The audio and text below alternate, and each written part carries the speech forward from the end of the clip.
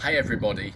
Well, we're in the middle of what would normally be Chelsea Flower Show week, with an explosion and a riot of all that wonderful colour and garden inspiration.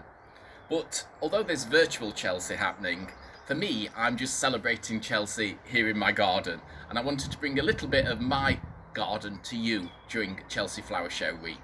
So I'm going to just gather together and place an arrangement in my hand to make a nice garden posy style hand tied. So not a massive hand tie, but using some more delicate, some more dainty wispy flowers. So just starting to prepare the material first. So I'm just going to begin with some eucalyptus here, wonderful with its fragrance. And I've got a selection of things that I've gathered from the garden. I've got some gorgeous Peruvian lilac, which, oh, the fragrance on this, it's hypnotic, it's really beautiful.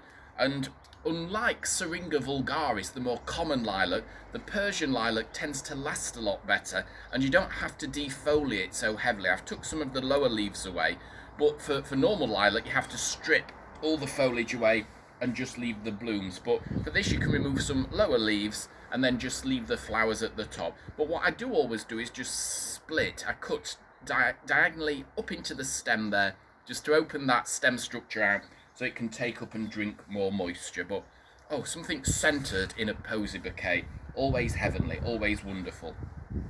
I've got a little bit of the persicaria here, this pink bottle brush shaped flower, a herbaceous perennial, so easy to grow that. It grows anywhere within the garden, really is lovely.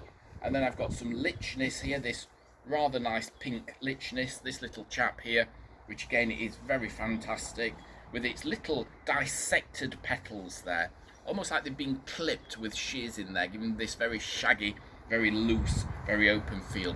Some aqualegias.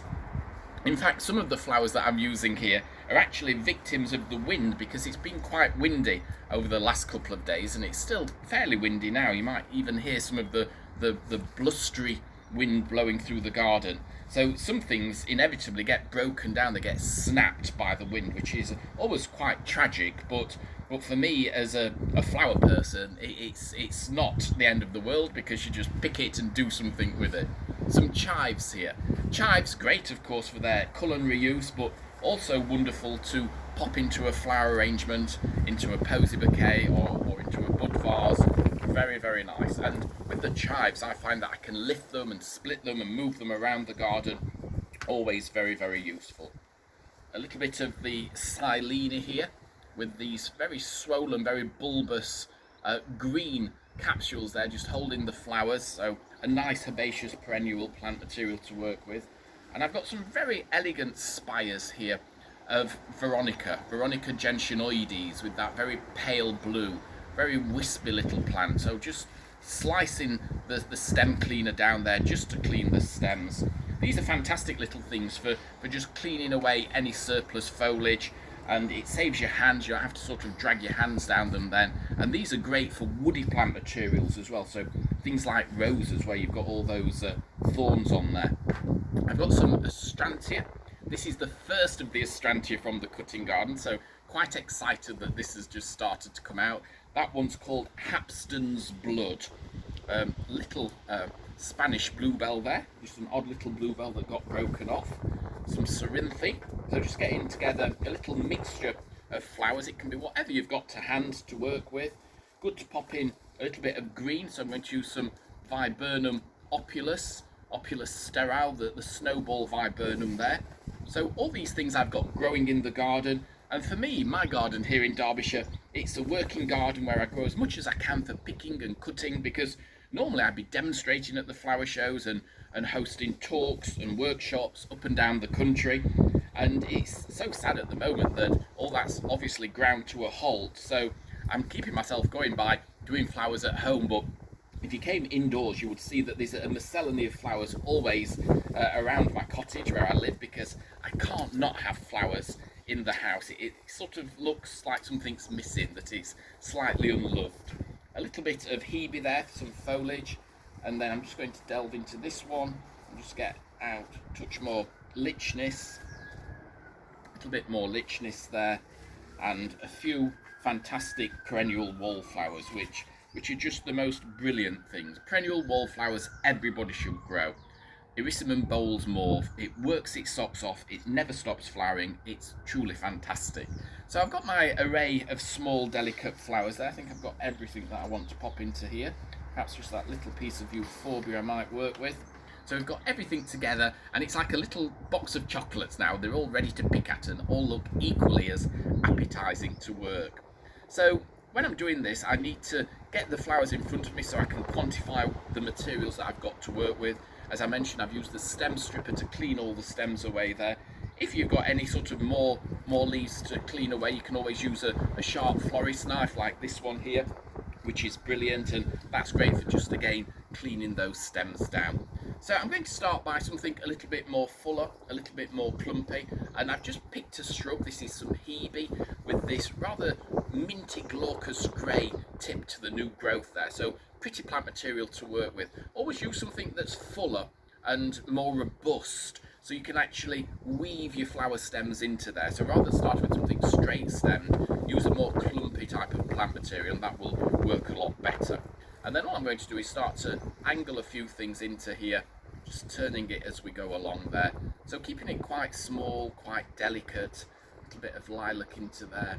And the charm of garden flowers, of course, is they're not uniform, they're not all standard, straight, poker stiff stems. They've all got different bends and sort of knobbles in them and imperfections, and that is what makes garden flowers so magical, so beautiful. So a little bluebell in there. So something like this, when you've made it, you can celebrate the fact that it's going to last for quite a good few days. And although garden flowers sometimes are often reputed not to last as long as commercial grown flowers, well, we're celebrating them for their individuality, for their uniqueness, and something that's been bred over years and years, like a chrysanthemum or a carnation or some of the commercial roses. Well, they've been designed so they do flower and flower and flower indoors, but the transitory nature of some of these flowers makes them even more magical and more charming.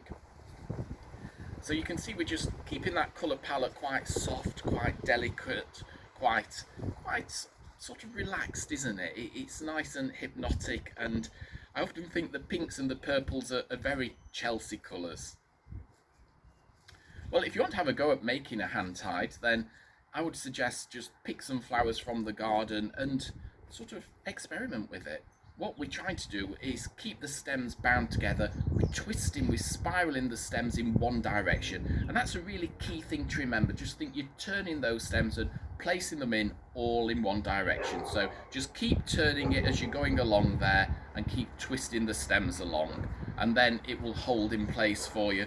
So don't get too perplexed about getting it all rounded and a perfect shape, because I think the charm with a garden bouquet like this is its imperfections and its originality and keeping it looking nice and natural.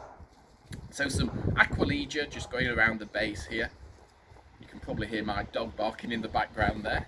She's obviously seen something that has awoke her attention. It could be a squirrel in the trees, or it could be a blackbird that's jumping around the garden.